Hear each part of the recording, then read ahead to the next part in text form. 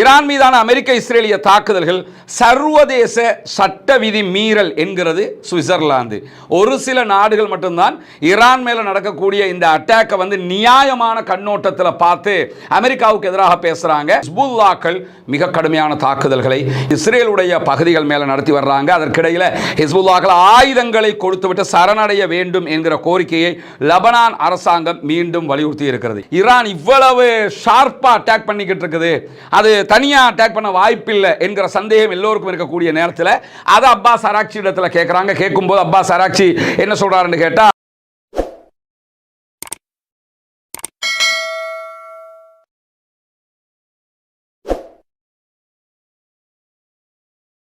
அன்பிற்கினிய சகோதர சகோதரிகளே, நம் அனைவர் மீதும் ஏக இறைவனுடைய அமைதியும் கருணையும் உண்டாகட்டுமாக என்கிற உயரிய பிரார்த்தனைகளோடு ஈரான் மீதான அமெரிக்க இஸ்ரேலிய ஆக்கிரமிப்பு தாக்குதல்கள் ஆரம்பிக்கப்பட்டு 9வது நாட்களை நாம் கடந்து கொண்டிருக்கிறோம். இந்த சந்தர்ப்பத்தில் என்னவெல்லாம் நடக்கிறது ஈரானிலும் ஈரானை சுற்றி இருக்கக்கூடிய மத்திய கிழக்கிலும் சர்வதேச அரங்கிலும் என்கிற அப்டேட்டடான செய்திகளைத்தான் இந்த வீடியோவிலையும் நம்ம பார்க்க இருக்கிறோம். இன்றைய நாள் இஸ்ரேலிய ஆக்கிரமிப்பு இராணுவம் லெபனானில் இருக்கக்கூடிய பாலஸ்தீன அப்பாவிகள் தங்கியிருந்த ஒரு முகாம் மீது பாரிய தாக்குதல் ஒன்றை நடத்தி இருக்கிறது. அந்த முகாமிலே இதுவரைக்கும் எத்தனை பேர் கொல்லப்பட்டிருக்கிறார்கள், ஷஹீதாகி இருக்கிறார்கள் என்கிற தகவல்கள் வெளியாகாத நிலையில் அது பற்றிய செய்திகளை சேகரித்துக் கொண்டிருக்கிறோம். அந்த செய்திகள் வருகிற போது உங்களோடு நாங்கள் பகிர்ந்து கொள்வோம் என்கிற தரவுகளை அல் ஜசீரா வெளியிட்டுக் கொண்டிருக்கிறது. பாலஸ்தீன அப்பாவிகள் மீது தொடர்ந்தும் தாக்குதல்களை நடத்தி இருக்கக்கூடிய இஸ்ரேலிய ஆக்கிரமிப்பு இராணுவம் இப்பொழுது ஈரான் மேலையும் கடுமையான தாக்குதல்களை மீளவும் நடத்த ஆரம்பித்திருக்கிறது. குறிப்பாக இந்த வீடியோவை நம்ம பதிவு செய்கிற இந்த தருணத்திலையும் தெஹ்ரான்ல ஒரு பாரிய வெடிப்பு சத்தம் கேட்டுக்கொண்டிருக்கிறது என்கிற தகவல்கள் வருகிற அதே நேரத்தில் டெல் அவீவ், ஜெருசலம் உள்ளிட்ட பகுதிகளிலும் பாரிய வெடிப்பு சத்தங்கள் கேட்கிறது என்கிற தகவல்களும் வெளியாகி கொண்டிருக்கிறது. இரண்டு தரப்புமே மிக கடுமையான தாக்குதல்களை உடனுக்குடன் நடத்தி கொண்டிருக்கிறார்கள். இப்படியான சூழலில் தான் மோதல்கள் தொடர்ந்து அதிகரித்து வருகிற காரணத்தினால ஈரான் பிராந்தியத்திற்கு கலப்பு செய்திகளை கொடுத்து கொண்டிருக்கிறது என்கிற ஒரு செய்தி இன்றைக்கு வெளியாகி இருக்கிறது. ஈரானுடைய நியூஸ் எல்லாமே மிக்ஸ்டு நியூஸாக இருக்குது. எதை நம்புறது எதை நம்பாம இருக்கிறது என்கிற ஒரு கன்ஃபியூஷன் ஏற்படக்கூடிய வகையில் இருக்கிறது என்று சொல்லி தோஹாவில் இருக்கக்கூடிய middle east council on global அஃபேர்ஸினுடைய நிர்வாக இயக்குனர் ஹாலித் அல் ஜாஃபர் இந்த தகவல்களை அல் ஜசீராவோடு பகிர்ந்து கொள்கிறார். குறிப்பாக பல்வேறு ஈரானுடைய அதிகாரிகள் பிராந்தியத்தில் இருக்கக்கூடிய நாடுகளுக்கு பல முரண்பாடான செய்திகளை கொடுக்கிறார்கள். அடிப்போம்ங்கறாங்க, அடிக்க மாட்டோம்ங்கறாங்க, இந்த இடத்துக்கு அடிப்போம்ங்கறாங்க, அதை சொல்லிவிட்டு வேற இடத்துக்கு அடிக்கிறாங்க. இப்படி முரண்பாடான தகவல்கள் கொடுக்கப்படுகிறது. அதை தாண்டி இதில் எது உண்மை எது பொய் என்பது எங்களுக்கு தெரியவில்லை. யுத்தத்தில் ஈரான் வளைகுடா நாடுகள் இருக்கக்கூடிய உட்கட்டமைப்புகளை தாக்குவதை நிறுத்தப் போகிறது என்று நாங்கள் இப்பொழுது நினைக்கவே முடியாது. ஏன்னா மிடில் ஈஸ்ட் கண்ட்ரியில் இருக்கக்கூடிய அமெரிக்காவுடைய பேஸுகள் எல்லாம் அவங்க தாக்குறதை நிறுத்த மாட்டாங்க, தொடர்ந்து தாக்கிக்கிட்டே இருப்பாங்க. அதற்கு ஒரு உதாரணம் தான் பஹ்ரைனில் இருக்கக்கூடிய உப்பு நீரை நன்னீராக மாற்றுகிற நிலையத்தின் மீது இன்றைக்கு ஈரான் நடத்தி இருக்கக்கூடிய தாக்குதல். இது அமெரிக்காவுடைய கண்ட்ரோலில் இருக்கக்கூடிய அமெரிக்க பேஸ் பகுதிகளில் இருக்கக்கூடிய ஒரு உப்பு நீரை நன்னீராக மாற்றுகிற ஒரு நிலையம். அந்த நிலையத்தின் மீது இன்றைக்கு மிகப்பெரிய தாக்குதலை ஈரான் நடத்தி இருக்கிறது. இதே நேரம் ஈரானில் இருக்கக்கூடிய கடல் நீரை நன்னீராக மாற்றுகிற நிலையத்தின் மீது அமெரிக்க இஸ்ரேலிய தாக்குதல்கள் நடத்திய காரணத்தினால அந்த நிலையத்திலிருந்து 30 கிராமங்களுக்கு கொடுக்கக்கூடிய தண்ணீர் நிறுத்தப்பட்டிருக்கிறது என்கிற செய்திகளுக்கு மத்தியில் தான் இந்த பதிலடியை ஈரான் கொடுத்திருக்கிறது என்கிற செய்திகளும் இன்றைக்கு வெளியாகி இருக்கிறது. இப்படியான சூழலில் தான் ஈரான் மீதான அமெரிக்க இஸ்ரேலிய தாக்குதல்கள் சர்வதேச சட்ட விதி மீறல் என்கிறது சுவிட்சர்லாந்து. ஒரு சில நாடுகள் மட்டும்தான் ஈரான் மேல நடக்கக்கூடிய இந்த அட்டாக்கை நியாயமான கண்ணோட்டத்தில் பார்த்து அமெரிக்காவுக்கு எதிராக பேசுறாங்க. அமெரிக்காவுக்கு எதிராக பேசினாலே நம்ம மேல டாரிஃப் போட்டுருவானோ, நம்ம மேல நடவடிக்கை எடுத்துருவானோ, ஆட்சியை கவுத்துருவானோ பயப்படுகிற நேரத்தில் ஸ்பெயின் நெஞ்சை நிமிர்த்தி முதல் தடவையாக உங்களுக்கு எங்களுடைய எந்த ஒரு ராணுவ தளத்தையும் தரமாட்டோம், ஈரான் மேல தாக்குதல் நடத்துறதுக்கு, இந்த தாக்குதலே இன்டர்நேஷனல் லாவுக்கு எதிரானது, சட்ட விதி மீறல் அப்படின்னு சொல்லி மறுத்துட்டாங்க. அதற்கு பிறகு ஜெர்மனுடைய ஃபாரின் மினிஸ்டரும் இந்த தாக்குதல்களை ஏற்றுக்கொள்ள முடியாது, இந்த தாக்குதல்கள் நாம் உயிரோடு இருக்கிற காலகட்டத்திலேயே எல்லா சட்டங்களையும் மீறி விடுகிறது, அதை தாண்டி இனிமேல் வல்லரசு நாடுகள் எவனிடத்தில் ஆயுதம் அதிகமாக இருக்கிறதோ அவன் சொல்லுவதுதான் சட்டம் என்கிற ஒரு நிலை ஏற்பட்டு விடுமோ என்கிற அச்சம் இருக்கிறது என்று ஜெர்மனுடைய ஃபாரின் மினிஸ்டரும் சொல்லி இருந்த நிலையில தான் சொல்றான். இன்றைக்கு சுவிட்சர்லாந்தினுடைய பாதுகாப்பு அமைச்சர் வெளியிட்டிருக்கக்கூடிய அறிவிப்பில் என்ன சொல்றாருன்னா, அமெரிக்காவும் இஸ்ரேலும் ஈரான் மீதான தாக்குதல்கள் மூலம் சர்வதேச சட்டத்தை அப்பட்டமாக மீறி இருக்கின்றன. பொதுமக்களை பாதுகாக்க சண்டையை நிறுத்துமாறு எல்லா தரப்பினருக்கும் நாங்கள் கோரிக்கை வைக்கிறோம். அமெரிக்காவும் இஸ்ரேலும் ஈரானை வான்வழியாக தாக்கி இருக்கின்றன. இப்படி தாக்குவதன் ஊடாக ஈரானை போலவே அவர்களும் சர்வதேச சட்டத்தை மீறுகிறார்கள். ஈரான் மேல நீங்க என்ன குற்றச்சாட்டு சொல்றீங்களோ அதே குற்றச்சாட்டு தான் நீங்களும் செஞ்சிருக்கிறீங்க என்று சொல்லி இன்றைக்கு ஸ்பெயின் இது தொடர்பான தன்னுடைய அறிவிப்பில் சொல்லி இருக்கிறது மட்டுமல்லாம, நோர்வேயில் இருக்கக்கூடிய அமெரிக்க தூதுவர் ஆலயத்தின் மீது ஒரு தாக்குதல் நடத்தப்பட்டிருக்கிறது என்கிற செய்திகள் இன்றைக்கு காலை முதலாக வெளியாகி கொண்டிருக்கிறது. நார்வேயினுடைய போலீசார் அதை விசாரித்துக் கொண்டிருக்கக்கூடிய நேரத்தில் நார்வே தலைநகர் ஆஸ்லோவில் தான் இந்த தாக்குதல் நடத்தப்பட்டிருக்கிறது. ஆனால் இது ஒரு குண்டு வெடிப்பு என்கிற இடத்திற்கு மாத்திரம் நாங்கள் வந்துவிட முடியாது. என்ன மாதிரியான வெடிப்பு, இதனுடைய பின்னணி என்னங்கிறதெல்லாம் நாங்கள் தேடிக்கிட்டு இருக்கிறோம். எனவே ஆஸ்லோவில் இருக்கக்கூடிய அமெரிக்காவுடைய தூதுவராலயத்தில் குண்டு வெடிச்சிருச்சு, ஈரான் தான் அடிச்சிருச்சுங்கிற முடிவுக்கு யாரும் வந்துடாதீங்கிறத திட்ட தெளிவாக இன்றைக்கு நார்வேயினுடைய போலீசாரும் அவர்களுடைய அறிவிப்பிலே சொல்லி இருப்பதை நம்ம பார்க்க முடிகிறது. அதே நேரத்தில் ஈரான் நடத்தி இருக்கக்கூடிய 1400 தாக்குதல்களுக்கு பிறகு தற்காப்புக்காக நாங்கள் செயல்படுகிறோம் என்கிறது ஐக்கிய அரபு எமிரேட்ஸ். ஈரான் நடத்தி இருக்கக்கூடிய அரபு நாடுகள் மேல நடத்துகிற இந்த தாக்குதலில் ஆக கூட அவங்க அடிச்சிருக்கிறது யாருக்குன்னு கேட்டால் யுஏஇனுடைய அமெரிக்கா பேஸுக்கு தான். அதில் கிட்டத்தட்ட 1400 தாக்குதல்களை அவர்கள் நடத்தி இருக்கிறார்கள். பெலிஸ்டிக் ஏவுகணை அடிச்சிருக்கிறாங்க, ஹைப்பர்சோனிக் ஏவுகணை அட்டாக் பண்ணியிருக்கிறாங்க, அதே மாதிரி ட்ரோன் அட்டாக் பண்ணியிருக்கிறாங்க. இந்த மாதிரியான அட்டாக்கள் ஆக கூடுதலாக துபாயில் இருக்கக்கூடிய அமெரிக்காவினுடைய ராணுவ பேஸுக்கு தான் நடத்தப்படுகிறது. ஆனாலும் அதை நாங்கள் தடுத்து எங்களுடைய தற்காப்பு உரிமையை நாங்கள் பாதுகாத்துக் கொண்டிருக்கிறோம் என்கிறது யுஏஇ. அதை தாண்டி டெல் அவீவ், ஜெருசலம், அதே போன்று ரமல்லா ஆகிய பகுதிகளில் இப்பொழுது ஈரானில் எப்படி வெடிப்பு சத்தம் கேட்டுக்கொண்டிருக்கிறதோ அதே போன்று மிக பாரிய சப்தங்கள் கேட்கிறது என்கிறது அல் ஜசீரா. டெல் அவீவில் ஈரான் பாரிய அட்டாக் கொண்ட பண்ணியிருக்கிறாங்க. சற்று நேரத்துக்கு முன்பதாக ஜெருசலம் பகுதிகளில் ஆக்கிரமிக்கப்பட்ட ஜெருசலம் இஸ்ரேலியர்கள் இருக்கக்கூடிய பகுதிகளில் ஒரு பாரிய தாக்குதல் நடத்தப்பட்டிருக்கிறது. மட்டுமல்லாமல் ரமல்லா பகுதிகளிலையும் மிக பாரிய தாக்குதல்களை நடத்தி இருக்கிறது ஈரான். இதை தாண்டி எர்பில்ல இருக்கக்கூடிய பகுதிகளிலையும் மிக பாரிய சப்தங்கள் கேட்கிறது என்கிற செய்திகளை சற்று நேரத்துக்கு முன்பதாக அல் ஜசீரா வெளியிட்டிருக்கிறது. ஈராக்கினுடைய அரை தன்னாட்சி பகுதியாக இருக்கக்கூடிய குர்திஷினுடைய பிராந்தியத்தினுடைய தலைநகராக எர்பில் பார்க்கப்படுகிறது. ஈராக் இருக்குது, ஈராக்குக்கு ஒரு பிரதமர் இருக்கிறாரு, அதுக்கு ஒரு ஆட்சி இருக்குது. ஆனால் அதுக்குள்ள பல பேர் நாங்கள் தான் ஆட்சியாளர் இருக்கிறாங்க. அதில் ஒன்று இந்த குர்துகள். இந்த குர்துகள் இருக்கக்கூடிய பகுதிகளில் இருக்கக்கூடிய தலைநகரம் ஈராக்கில் குர்துகள் வாழுகிற தன்னாட்சி பகுதிகளில் இருக்கிற தலைநகரம் ஏர்பில். இந்த ஏர்பில் பகுதிகளில் தாக்குதல்கள் நடத்தப்படுகிறது. ஏன்னா குர்துகளுடைய படைகள் முழுவதுமாக நாங்கள் ஈரானுக்குள்ளே போக போகிறோம், ஈரானோட தரைவழி சண்டையை பிடிக்க போகிறோம்னு நிற்கிறாங்க. ஆனால் யாரையுமே நாங்கள் உள்ள அனுப்புகிற திட்டமும் கிடையாதுன்னு இந்த குர்துகளுடைய தலைவர் ஒருவர் சொல்லிக் கொண்டிருக்கிறார். அதே போன்று ஈராக்கும் அதை சொல்லிக் கொண்டிருக்கு. ஆனால் அமெரிக்கா என்ன பண்ணுறாங்கன்னு கேட்டால், நீங்கள் உள்ளே போங்க, நீங்கள் தரைவழி தாக்குதல் நடத்துங்க அப்படிங்கிறாங்க. அதற்காக வேண்டி அவர்கள் தயாராக இருக்கிறார்கள் என்கிற செய்திகள்லாம் வருகிற போதுதான் அவர்களை இலக்கு வைத்து ஈரான் தொடர்ந்து தாக்குதல்களை நடத்துகிறது. எங்கே ஏரியா பக்கம் வந்துடாத என்பதை சொல்வதற்காக இந்த தாக்குதல்கள் நடத்தப்படுவதாக ஐஆர்ஜிசி சொல்லக்கூடிய சூழல்ல இஸ்ரேலுடைய நகரங்கள், அதே போன்று ஜோர்தானில் இருக்கக்கூடிய விமானப்படை தளம் ஆகியவற்றை குறிவைத்து தாக்கி இருக்கிறோம் என்கிறது ஈரானுடைய ஐஆர்ஜிசி, இஸ்லாமிய புரட்சிகர காவலர் பிரிவு. டெல் அவீவ், பீர் ஷேபா உள்ளிட்ட பகுதிகள் மேலையும் தாக்குதல்களை நடத்தியிருக்கிறோம் என்று சொல்லக்கூடிய ஈரானுடைய ஏவுகணை பிரிவு. தஸ்னிம் நியூஸ் ஏஜென்சி வெளியிட்டிருக்கக்கூடிய மேலதிக தகவல்கள் பிரகாரம் ஜோர்தானுடைய அஷ்ரக் என்கிற நகரத்தில் இருக்கக்கூடிய முவாஃபாக் அல் சாதி விமான நிலையத்தின் மீது தாக்குதல் நடத்தப்பட்டிருக்கிறது.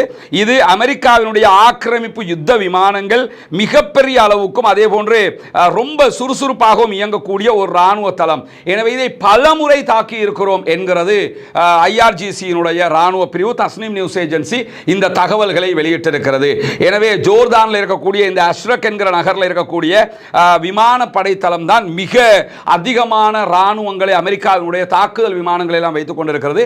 அந்த விமான நிலையத்தை நோக்கித்தான் இந்த தாக்குதல்களை நடத்தியிருக்கிறார்கள். இதிலே என்னென்ன அழிவுகளை ஏற்பட்டிருக்கிறது, எப்படியான இழப்புகள் அமெரிக்காவுக்கு ஏற்பட்டிருக்கிறது என்கிற தகவல்கள் இதுவரைக்கும் வெளியாகாத சூழல்ல ஐஆர்ஜிசி கடந்த 24 மணி நேரங்களுக்குள்ளாக 4 ஏவுகணை எதிர்ப்பு எதிர்ப்பு பாதுகாப்பு அமைப்புகளை அளித்ததாக தெரிவித்திருக்கிறது. ஏன்னா ஈரான் அடிக்கக்கூடிய பாலிஸ்டிக் மிசைல்களை தடுக்கக்கூடிய சிஸ்டமாகத்தான் THAAD என்கிற அந்த ஏவுகணை தடுப்பு சிஸ்டமே தயாரிக்கப்பட்டிருக்கிறது. அந்த THAAD சிஸ்டத்துக்குரிய தகவல்களை கொடுக்கக்கூடிய ரேடார் சிஸ்டம் இருக்குதா, இந்த ரேடார் சிஸ்டங்களை தான் குறி வச்சு ஈரான் அடிச்சுக்கிட்டே இருக்கிறாங்க. முதலாவது ரேடார் சிஸ்டம் கத்தரில் இருக்கக்கூடியதை அழிச்சாங்க, பிறகு துபாயில் இருந்ததை அழிச்சாங்க, அதற்கு பிறகு குவைத்து, அதற்கு பிறகு ஜோர்டான் அழிச்சாங்க. இந்த 4 இடங்கள்லையும் ஆகப்பெரியது இருந்தது கத்தரில் இருக்கக்கூடிய உதய் போர்ட்டில் $1 பில்லியன் பெறுமதியானது, மற்ற எல்லாமே 500 மில்லியன் பெறுமதியானது. இது எல்லாத்தையும் அழிச்சுக்கிட்டு இருக்கிறாங்க. அந்த அடிப்படையில் தான் இன்னைக்கு THAAD சிஸ்டத்துக்குரிய தகவல்களை கொடுக்கக்கூடிய இந்த ரேடார் சிஸ்டத்தில் 4 சிஸ்டங்களை நாங்கள் அளித்திருக்கிறோம் என்கிற தகவல்களை சொல்லியிருக்கிறார்கள். எனவே ஈரான் தொடர்ந்து அமெரிக்கா தங்களை தாக்குவதை தடுப்பதற்காகவும் தங்களுடைய தாக்குதலை தடுப்பதற்காகவும் தேவையான இந்த ரேடார்களை அளிப்பது, THAAD சிஸ்டங்களை அளிப்பது, இந்த மாதிரி அமெரிக்காவினுடைய தொழில்நுட்பங்கள் மேலே ரொம்ப அதிகமான தாக்குதல்களை நடத்துகிறார்கள் என்பதையும் நம்ம புரிய முடிகிறது. அதே நேரம் ஹிஸ்புல்லாக்கள் மிக கடுமையான தாக்குதல்களை இஸ்ரேலுடைய பகுதிகள் மேலே நடத்தி வர்றாங்க. அதற்கிடையில் ஹிஸ்புல்லாக்கள் ஆயுதங்களை கொடுத்துவிட்டு சரணடைய வேண்டும் என்கிற கோரிக்கையை லெபனான் அரசாங்கம் மீண்டும் வலியுறுத்தி இருக்கிறது. இதெல்லாம் பார்த்தீங்கன்னா அவங்க அவங்களுடைய கிச்சனில் தான் நம்ம நிற்கிறோம். இது யானை வரக்கூடிய ஒரு பகுதி.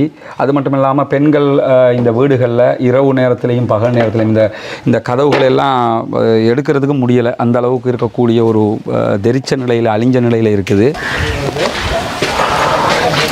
புனிதமிக்க ரமலானுடைய மாதத்தில் இலங்கையினுடைய பொத்துவில் பகுதிகளில் இருக்கக்கூடிய சர்வோதயபுரம் ஹிஜ்ரத் நகர் என்கிற பகுதிகளில் வீட்டு திட்டம் ஒன்றை நடைமுறைப்படுத்துவதற்கான ஒரு முயற்சியை நீங்கள் அறிஞ்சிருப்பீங்க. புனிதமிக்க இஸ்லாமிய மார்க்கத்தை ஏற்றுக்கொண்டிருக்கக்கூடிய சகோதரர்கள் அவங்க படுகிற கஷ்டங்கள் இங்கே நம்ம பார்த்தோம்னா வாழ்வதற்கான ஒரு சூழலே இங்கே கிடையாது என்பதுதான் யதார்த்தமான உண்மையாக இருக்கிறது. ஏன்னா ஆரி காலம் ஏதோ ஒரு வகையில் அவங்களுக்கு தண்ணீர் கிடைச்சிருது, குளங்கள்லாம் அங்கே எடுத்துடுறாங்க. இதே கோடை காலம்னு வந்து இப்போ நம்ம வந்திருக்கிறது கோடை காலம். கடுமையான வெயில், பாலைவனத்துக்கு நிகரான வெயில் அடிக்கக்கூடிய ஒரு காலகட்டம் இது. இந்த காலகட்டங்களில் வாரத்தில் ஒரு முறை தான் தண்ணீர் வரும் அவங்களுக்கு. அதுல இருந்து அவங்க தண்ணி எடுத்து ஒரு வாரத்துக்கான தண்ணி அவங்க குடிக்கிறதுக்கு எடுத்துக்கிறணும். மற்ற தேவைகளுக்கு வெளியிலிருந்து அவங்க தனியாக எடுத்துக்கிற வேண்டி இருக்கிறது. ஒரு 110 குடும்பங்கள் இருக்கிறாங்க. இருக்கக்கூடிய வீடுகள், இந்த வீடுகள் எதுவும் அவங்களுக்கு சொந்தமானது கிடையாது. வேறு ஆட்களுக்கு சொந்தமான வீடுகள் எடுத்து அவங்க கொஞ்சம் திருத்த பணிகளை செஞ்சு இருந்துகிட்டு இருக்கிறாங்க. இது கிச்சன் தனி, ஹால் தனிங்கிற எந்த ஒரு வேறுபாடும் இந்த வீடுகளுக்கு கிடையாது. ரொம்ப ஒரு அடிமட்டத்தில் இருக்கக்கூடிய சகோதரர்கள். எனவே இந்த ரமலானுடைய மாதத்தில் அவங்களுக்கான உதவிகளை செய்வதின் ஊடாக, ஜகாத்து தான தர்மங்களை கொடுப்பதின் ஊடாக நம்ம இந்த வீட்டு திட்டத்தை சக்ஸஸ்ஃபுல்லாக நடத்த முடியும். அப்படி நடத்துகிற நேரத்தில் கண்டிப்பாக அவர்கள் நிம்மதியாக வாழ்வதற்கான வாய்ப்பு அவர்களுக்கு கிடைக்கும் இன்ஷா அல்லாஹ். நபிகள் நாயகம் ஸல்லல்லாஹு அலைஹி வஸல்லம் அவர்கள் புனிதமிக்க ரமலானுடைய மாதத்திலே நிறைய தான தர்மங்களுக்கு நமக்கு வழிகாட்டி இருக்கிறார்கள். இஸ்லாம் நமக்கு 8 வகையாக பிரித்து ஜகாத்தை 8 கூட்டத்துக்கு கொடுங்க என்கிற வாய்ப்பை தந்திருக்கு. எந்த பகுதிகளிலையும் ஏதாவது அந்த கூட்டத்தில் ஒரு சாரார் இருப்பாங்க. அதுலேயும் நமக்கு கிடைத்திருக்கக்கூடிய ஒரு வாய்ப்பு என்னென்னு கேட்டால், முஅல்லஃபத்துல் குலூப், உள்ளங்கள் ஈர்க்கப்படுகிற இந்த இஸ்லாத்தை நோக்கி வருகிற சகோதரர்களுக்கான ஒரு வாய்ப்பாக இது அமைந்திருக்கிறது. இந்த பகுதிகளுக்கு வந்து நேரடியாக இந்த ப்ராஜெக்ட்டுக்கு உதவணும் என்று யாராவது நினச்சிங்கன்னு சொன்னால் அவங்களையும் அழைத்து கொண்டு வருவதற்கு நம்ம தயாராக இருக்கிறோம். வந்து நீங்கள் பார்க்க முடியும் என்ன நிலைமையில் இந்த ஏரியா இருக்குதுன்னு சொல்லி உதவி செய்யக்கூடிய சகோதரர் முன்னால் தெரிகிற நம்முடைய தொலைபேசி மற்றும் வாட்ஸ்அப் இலக்கத்துக்கு தொடர்பு கொள்ள முடியும். அதே போன்று நம்முடைய அக்கவுண்ட் நம்பரும் உங்களுக்கு முன்னால் காட்சிப்படுத்தப்படுகிறது. ஜகாத் நிதிகளை இன்றைய அந்த மக்களுக்காக ஒதுக்குவதற்கான ஒரு முயற்சியை மேற்கொள்ளுங்கள். கணவர் என்னமா பண்ணுறாரு? கூலி வேலை செய்கிறாங்களா? நீங்கள் வீட்டில் இருக்கிறீங்க? பிள்ளைகள் எத்தனை? 2 பேர். அப்போ என்ன வாழ்வாதாரத்துக்கு வேறு என்ன பண்ணுவீங்க? தண்ணி மிஷினில் கொண்டு வந்து தாரேன். ஒரு கிழமைக்கு ஒரு தரம் வரும். சரி, அதுதான் யூஸ் பண்ணணும். எவ்வளோ தருவாங்க? ஒரு குடும்பத்துக்கு 3 பூலி 4 பூலி. நாங்கள் குளிக்கிறதுக்கெல்லாம் காட்டு பகுதியில் ஒரு கிணறு இருக்கு, அந்த கிணத்துக்கு போகிறோம் குளிக்கிறதுக்கு. அது இங்கேருந்து எவ்வளோ தூரம் இருக்கும்? எவ்வளோ தூரம் இருக்குன்னு தலைவர்? 1 கிலோமீட்டர் இருக்கும். அங்கே போய் தண்ணி எடுத்துகிட்டு வரணும். குளிச்சுட்டு வருவாங்க. இனி தண்ணிகள் தட்டுப்பாடங்களுக்கு குடிப்பானைக்கு அவங்க சார தண்ணி காணும். அம்மா உங்கள் வீட்டை கொஞ்சம் பார்க்கலாமா? நான் வரவா உள்ள? ஓ, இதெல்லாம் எங்களோட வசதிக்கு ஏற்ற மாதிரி கூலி தொழில் செஞ்சு இந்த கை மரங்களை வாங்கி போட்டிருக்கிறோம் நாங்கள். ஓ, நீங்கள் எப்போ அவங்க வீட்டை கேட்குறாங்களோ அப்போ கொடுத்துட்டு போயிடணும். ஓ, அது வாங்க.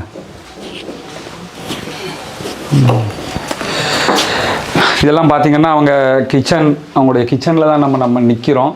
இது யானை வரக்கூடிய ஒரு பகுதி. அது மட்டும் இல்லாமல் பெண்கள் இந்த வீடுகளில் இரவு நேரத்திலையும் பகல் நேரத்திலையும் இந்த கதவுகள் எல்லாம் எடுக்கிறதுக்கு முடியலை. அந்த அளவுக்கு இருக்கக்கூடிய ஒரு தெரிச்ச நிலையில், அழிஞ்ச நிலையில் இருக்குது. இதுதான் அவங்க சமையல் கட்டு. இதெல்லாம் அந்த காலகட்டத்தில் ஒரு 20 வருஷத்துக்கு முன்னாடி எங்கள் ஊர்களெல்லாம் இப்படி இருந்தது. ஆனால் இப்போ அப்படி கிடையாது. இந்த சமையல் கட்டில் தான் அவங்க அந்த வேலைகளை பார்க்குறாங்க. அல்லாஹ் தான் அவங்களுக்கு அருள் புரிய வேண்டும். இரண்டாவது, நாம் அத்தனை பேரும் நினைத்தால் நம்முடைய உதவிகளை கொண்டு கண்டிப்பாக இதை வெற்றிகரமாக முடிக்க முடியும். வெற்றிகரமாக முடிக்கிறோம் இன்ஷா அல்லாஹ். அந்த நம்பிக்கையில் தான் களமிறங்கி இருக்கிறோம். ஏற்கனவே நம்ம சொன்ன மாதிரி இவற்றையெல்லாம் பார்க்குறதுக்கு விரும்புகிற சகோதரர், நாங்கள் வந்து நேரில் பார்க்கணும்னு நினச்சிங்கன்னா அத்தனை சகோதரர்களையும் நீங்கள் விரும்புகிற சகோதரர்கள் நம்ம அழைச்சிக்கிட்டு வந்து காட்டுறதுக்கு தயாராக இருக்கிறோம்.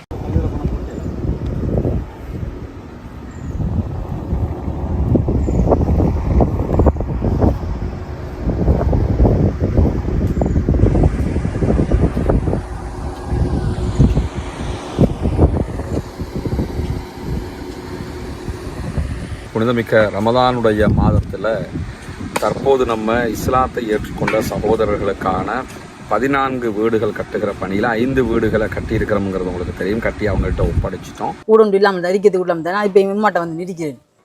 கடி சந்தோஷம் கட்டி தந்தது. இது உங்களோட வீடு. இனி ஃபவுமி வேலை நடக்குதாண்டெல்லாம் பார்க்குற மடர் வேலையெல்லாம் முடிச்சுட்டோம் நாங்கள். சரிதானே? உங்களுக்கு எப்படிமா சந்தோஷமா? நிறைய பேருக்கு உதவி செஞ்சிருக்கிறாங்க. அவங்களுக்கு என்ன சொல்ல நினைக்கிறீங்க? எங்களுக்கு இவ்வளவு தந்தது எங்களுக்கு மிச்சம் நன்றி. துவா செய்யுங்க. சரியா? தொழுகை, நோன்பு அதுகளை எல்லாம் ரொம்ப கடைப்பிடிச்சு கொள்ளணும். மார்க்க விஷயங்கள் தானே. அல்லாட்ட நம்ம உலகத்துக்கு எங்களால் முடிஞ்சதை நாங்கள் செஞ்சிட்டோம். மறுமைக்கு நீங்கள் தான் தேடிக்கொள்ளணும். சரிதானே? இந்த வீடு கட்டி முடிஞ்சதோடு நாங்கள் வர்றோம். அவங்களோட மனைவி வந்துட்டாங்க வீட்டுக்கு. கேட்கும்போது என்ன சொன்னாருண்டா, நான் இதுக்குத்தான் நினைப்பேன், அந்த வீடு நீங்கள் கட்டி தந்துட்டீங்க, எனவே நாங்கள் இனி சந்தோஷமாக இருப்போம். என் பிள்ளைகள் இப்போ நிம்மதியாக பழக்கக்கூடிய அளவுக்கு நிம்மதியாரி அல்லாஹ் அவங்களோட எண்ணங்களை பேசாக்குவோம் இன்ஷா அல்லாஹ். மீதி 9 வீடுகளுக்கான வேலைகளை ஆரம்பிச்சிருக்கிறோம். எனவே இந்த புனிதமிக்க ரமதானுடைய மாதத்தில் இஸ்லாத்தை ஏற்றுக்கொண்ட சகோதரர்களுக்காக ஜக்காத்தில் இருந்து ஒரு போர்ஷன் நம்ம கொடுக்க முடியும். அவர்களுக்கு கடமையாக இருக்கிறது கொடுப்பது. எனவே அந்த உதவியை தாராளமாக செய்து வழங்குங்கள். இன்னும் சொல்ல போனால் அந்த சகோதரர்களுக்கு நீங்கள் ஜக்காத்தில் இஸ்லாத்தை ஏற்றுக்கொண்டவர்களுக்குரிய பங்காகவும் அவர்களுக்கு உதவ முடியும். மிஸ்கீன்களுக்குரிய பங்காகவும் உதவ முடியும். ஃபக்கீர்களுக்குரிய பங்காகவும் அவர்களுக்கு உதவ முடியும். இந்த 3 கேட்டகரிக்குள்ளேயும் வரக்கூடிய மக்களாகத்தான் அவங்க இருக்கிறாங்க. எனவே உங்களால் முடிந்த உதவிகளை, தான தர்மங்களை இதற்காக வாரி வழங்குமாறு அன்பாக கேட்டுக்கொள்கிறேன். நம்ம ஆரம்பிச்சிருக்கக்கூடிய இந்த பணி நம்ம தான் முடிக்கணுங்கிற வகையில் உங்களால் எவ்வளவு முடியுமோ அவ்வளவு உதவிகளை இதற்காக வாரி வழங்குங்கள். நாளை மறுமையிலே நிரப்பமான கூலிகளை பெற்றுக்கொள். நாடே ரணகலப்பட்டு போய் கிடக்குது. இஸ்ரேல்காரன் அடிக்கிறான், நம்ம தற்காத்து கூடுறதா திருப்பி அடிக்கிறதா, இந்த மாதிரி நிலைமை இருக்கும்போது லெபனானுடைய ராணுவம் சரியா இருந்தால் இஸ்ரேலுக்கு எதிராக சண்டை போடுறதை விட்டுவிட்டு என்ன செய்கிறாங்கன்னு கேட்டால், லெபனான் ராணுவம் சண்டையும் பிடிக்காது, நீ ஹிஸ்புல்லாக்களும் போய் சண்டை பிடிக்கக்கூடாது, நம்ம அடி வாங்கிட்டே கிடப்போம் என்று சொல்லி இந்த ரணகலத்துக்குள்ள கிளுகிழுப்பு காட்டுகிற வேலையை தற்போது லெபனானுடைய கவர்மெண்ட் செஞ்சுக்கிட்டு இருக்கிறாங்க. அரபு நாடுகள் மீதான ஈரானுடைய தாக்குதல்களை எல்லாம் நாங்கள் கண்டிக்கிறோம்ங்கிறாங்க. அவன் அரபு நாடுகள் மீதான தாக்குதலாது அமெரிக்கா பேஸ் மீதான தாக்குதல். அமெரிக்கா பேஸை அடிக்கிறது உனக்கு சொரிச்சுக்கிட்டு இருக்குதாங்கிற கேள்வி வருதா இல்லையா? அப்போ என்னன்னா எல்லாமே அமெரிக்காவுக்கு ஜாலரா அடிக்கிறவங்க, அமெரிக்காவை எதிர்த்து வாய் திறக்க முடியாத நிலையில் இருக்கக்கூடிய நிலையில தான் ஹிஸ்புல்லாவினுடைய ராணுவ நடவடிக்கைகள் லெபனான் அரசாங்கத்தை பிரதிநிதித்துவப்படுத்துவதில்லை அப்படின்னு சொல்லியிருக்கிறாங்க. லெபனான் அரசாங்கத்துக்கு எங்களுக்கு சம்பந்தமே இல்லைன்னு சொல்லி தான் அவன் தனியாக ஒரு செல்ஃப் கவர்மெண்ட் மாதிரியே நடத்திக்கிட்டு இருக்கிறான். லெபனான் கவர்மெண்ட்டுடைய ராணுவத்தோட மிகப்பெரிய ராணுவத்தை வச்சுக்கிட்டு இருக்கிறான். என்னைக்காவது லெபனான் கவர்மெண்ட் இஸ்ரேலோட சண்டை பிடிச்சா? ஹிஸ்புல்லா தானே சண்டை பிடிக்கிறான். அப்போ எப்படி உனக்கு லெபனான் கவர்மெண்ட்டுக்கும் ஹிஸ்புல்லாக்களுக்கும் சம்பந்தம் உண்டாகுங்கிற கேள்வி ஆட்டோமேட்டிக்காக வந்துடும். இன்னைக்கு தான் சொல்றாங்க எங்களுக்கும் ஹிஸ்புல்லாக்களுக்கும் சம்பந்தம் இல்லை அப்படின்னு சொல்லி அறிவிக்கக்கூடிய காட்சி எல்லாம் இன்றைக்கு வெளியாக இருக்கக்கூடிய நிலையில தான் ஹைஃபா கடற்படை தளத்தின் மீது மேலும் பல தாக்குதல்களை நடத்தி இருக்கிறோம் என்கிறது ஹிஸ்புல்லாக்கள். ஹைஃபாவில் இருக்கக்கூடிய இஸ்ரேலுடைய கடற்படை தளம் அது, அதன் மேல தாக்குதல் நடத்தி இருக்கிறாங்க. வடக்கு இஸ்ரேல் இருக்கக்கூடிய மிஸ்காவ் தளத்தின் மீது ராக்கெட் தாக்குதல் நடத்தியதாக சொல்லி இருக்கிறது ஹிஸ்புல்லாக்கள். இந்த ராக்கெட் தாக்குதல் என்பது அவர்களுடைய தளவாடங்களை உற்பத்தி செய்யக்கூடிய ஒரு தளமாக இருக்கிறது. இஸ்ரேலுடைய ஹைஃபா கடற்படை தளத்தில் ஹிஸ்புல்லாக்களுடைய போராளிகள் அதிநவீன ஏவுகணைகளை ஏவியதாக ஹிஸ்புல்லா தெரிவித்திருக்கிறது. நேற்றும் இதே இடத்துக்கு அவங்க தாக்கியிருந்த அதே நேரம் வடக்கு இஸ்ரேலில் இருக்கக்கூடிய நஹாரியா என்கிற நகரத்தின் மீதும் ட்ரோன் தாக்குதல்களை நடத்தி இருக்கிறது ஹிஸ்புல்லாக்கள் என்கிற செய்திகளும் வெளியாகி கொண்டிருக்கிறது. இப்படியான சூழல்ல தான் இன்றைக்கு ஈரானுடைய ஃபாரின் மினிஸ்டர் அப்பாஸ் அராக்சி இடத்துல என்பிசி ஊடகம் ஒரு பேட்டியை எடுத்திருக்கிறது. நடக்கக்கூடிய சம்பவங்கள் தொடர்பாக அப்பாஸ் அராக்சி மிக தெளிவான சில செய்திகளை சொல்லியிருக்கிறாரு.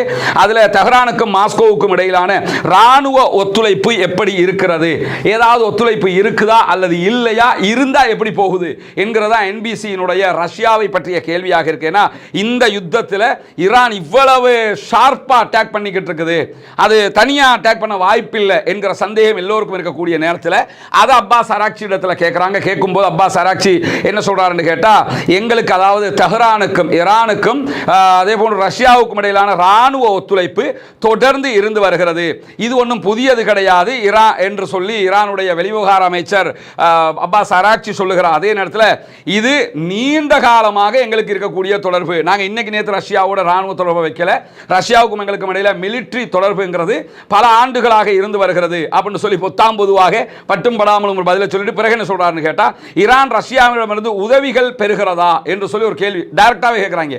ஈரானுக்கு ரஷ்யா ஏதாவது ஹெல்ப் பண்ணுதா என்று கேட்கும்போது அவர் அதுக்கு பதில் சொல்றார். என்ன பதில் சொல்றாருன்னு கேட்டா, ரெண்டு நாடுகளும் பல ஆண்டுகளாக ராணுவ உறவுகளை பேணி வருகிறது. அவன் கரெக்டா குறிச்சு கேட்கிறான், இவர் அதற்கு நாசுக்கான அழகான கரெக்டான பதிலை சொல்லிடுறாரு. பாருங்க என்ன சொல்றாருன்னா, ரெண்டு நாடுகளும் பல ஆண்டுகளாக ராணுவ உறவுகளை பேணி வருகின்றன, ரஷ்யாவுடன் எங்களுக்கு ஒரு மூலோபாய கூட்டுணைவு எப்பொழுதுமே இருக்கிறது, ஈரானுக்கும் ரஷ்யாவுக்கும் இடையிலான ராணுவ ஒத்துழைப்புங்கிறது புதியது கிடையாது, அது ஒரு ரகசியமும் கிடையாது, அது கடந்த காலத்திலையும் இருந்தது, இப்பொழுதும் இருக்கிறது, எதிர்காலத்திலும் தொடரும், ரஷ்யாவோடு எங்களுக்கு நெருங்கின தொடர்பு இருக்குதுங்கிறத இன்னைக்கு ரஷ்யாவுடைய பிரித்தானியாவுக்கான தூதுவர் பிபிசியில் தெளிவாக சொல்லிட்டார். இந்த யுத்தத்தில் நாங்கள் நடுநிலை கிடையாது, நாங்கள் ஈரான் பக்கம் தான்.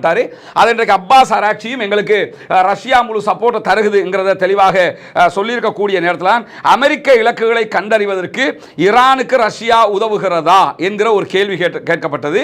அதாவது அமெரிக்காவுடைய பேஸுகளை நீங்கள் அடிக்கிறீங்களே, அது ரஷ்யா தான் உங்களுக்கு தகவல் தந்துகிட்டு இருக்குதா என்று கேட்கும்போது அதுக்கு அவர் என்ன சொல்றாருன்னு கேட்டால், இது பற்றிய விரிவான தகவல் ஒன்றுமே என்கிட்ட இல்லைன்ட்டார். அதுக்கு பதில் சொல்லலை, ரஷ்யா தந்து தான் அடிக்கிறாங்கிறத சொல்லாம என்ன சொல்றாருன்னு கேட்டா, எங்கிட்ட அதை பத்தி நான் மேலதிக தகவல்கள் கிடையாது, கிடைக்கிறப்ப உங்களுக்கு சொல்றேன், ரெண்டு நாடுகளுக்கு இடையிலான உறவுகள் ரொம்ப வலுவாக இருக்கிறது அப்படின்னு சொல்லி தெளிவா சொல்லிட்டாரு. ரஷ்யாவும் சேர்ந்து தான் இந்த யுத்தத்தை பண்றாங்கிறது வெளிப்படையாக தெரிகிற ஒன்றாக இருக்கக்கூடிய நேரத்தில் இறுதியாக அப்பாஸ் அராக்சி என்ன சொல்றாருன்னா, எனக்கு தெரிஞ்ச வரைக்கும் ரஷ்யாவோடு எங்களுக்கு மிகச்சிறந்த கூட்டிசைவு இருக்கிறது, அவங்க பல திசைகளில் எங்களுக்கு உதவி கொண்டிருக்கிறார்கள், ஓப்பன் ஸ்டேட்மெண்ட், எங்களுக்கும் அவங்களுக்கு ரொம்ப நெருக்கம் இருக்குது, பல திசைகளையும் எல்லா பக்கமும் எங்களுக்கு உதவிக்கிட்டு இருக்கிறாங்க, ஆனால் எனக்கு விரிவான தகவல்கள் ஒன்றும் உங்களுக்கு இதுக்கு மேலே தர முடியாது அப்படின்னு சொல்லிட்டு, இது நாங்கள் தேர்ந்தெடுத்த ஒரு யுத்தம் கிடையாது, இது அமெரிக்கா அதே போன்று இஸ்ரேலால் எங்கள் மீது திணிக்கப்பட்ட ஒரு யுத்தமாக இருக்கிறது, நாங்கள் மோதலை தூண்டலை, அவங்க தான் தூண்டி இருக்கிறாங்க, எனவே தூண்டியதற்கு நாங்கள் பதிலடி கொடுத்து கொண்டிருக்கிறோம் என்கிறார் அப்பாஸ் அராக்சி, ஈரானுடைய ஃபாரின் மினிஸ்டர். எனவே இதில் மிக தெளிவாக அவர்கள் சம்பந்தப்பட்டிருக்கிறார்கள், ரஷ்யாவுடைய ஒத்துழைப்போடு தான் இது நடக்கிறது என்பதை ஓப்பன் ஸ்டேட்மெண்டாக இன்றைக்கு ஈரான் சொல்லியிருப்பதையும் நாம் புரிந்து கொள்ள முடிகிறது. இன்றைக்கு வெளியாகி இருக்கக்கூடிய பல முக்கியமான செய்திகளை உங்களோடு பகிர்ந்து கொண்டிருக்கிறோம். தொடர்ந்து இணைந்திருங்கள். ரஸ்மின் மயசி நியூஸ் மற்றும் ரஸ்மின் டாக்ஸ் ஆகிய இரண்டு சேனல்களோடும். இந்த சேனல்களை நம்ம பல தகவல்களை ரெண்டு சேனல்களையும் பகிர்ந்து வர்றோம். ஆக்கிரமிப்பாளர்களுக்கு எதிராக தொடர்ந்து ஜனநாயக ரீதியில் குரல் மறந்து விடாதீர்கள். ஆக்கிரமிப்புகள் நிறுத்தப்பட வேண்டும், அமைதி தொடர வேண்டும், யுத்தங்கள் நிற்க வேண்டும், அனைத்து மக்களும் நிம்மதியாக வாழ வேண்டும் என்பதுதான் நம்முடைய பிரார்த்தனையாக இருக்க வேண்டும். புனிதமிக்க ரமலானுடைய மாதத்தில் இந்த யுத்தங்கள் முடிவுற்று நாம் அத்தனை பேரும் உலகம் முழுவதும் நிம்மதியாக வாழுகிற சூழல் உருவாக வேண்டும் என்று தொடர்ந்து அல்லாஹ்விடத்திலே பிரார்த்தனை செய்கிற அதே நேரம், ஈரானுக்கு எதிரான ஆக்கிரமிப்புக்கு எதிராக ஜனநாயக ரீதியாக குரல் எழுப்புகிற அதே நேரம், மத்திய கிழக்கு அமைதி பூங்காவாக மாற வேண்டும் என்று அல்லாஹ்விடத்திலே பிரார்த்தனை செய்வோமாக. வாஹிர் தஅவானா அல்ஹம்துலில்லாஹி ரப்பில் ஆலமீன்.